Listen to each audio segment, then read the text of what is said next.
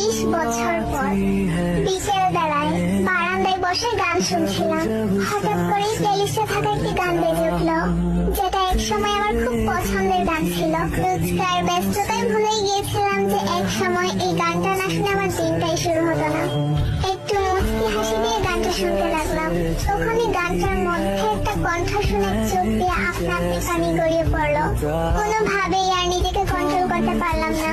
তাকে নিয়ে আগে কতই না স্বপ্ন দেখতাম, কত গল্প বানাতাম, বান্ধবীদের কানের কাছে সারা দিন চেঁচামেচি করতাম। সত্যি কত না পাগলামি করতাম তার জন্য। ভেবেছিলাম হয়তো তাকে ছাড়া বাঁচতেই পারবো না। তার জন্য এত পাগলামো করা মানুষটাই আজ তাকে ছাড়া বেঁচে আছে, সুখে আছে। কিন্তু যত সুখী থাকি না কেন, তাকে আমি কখনোই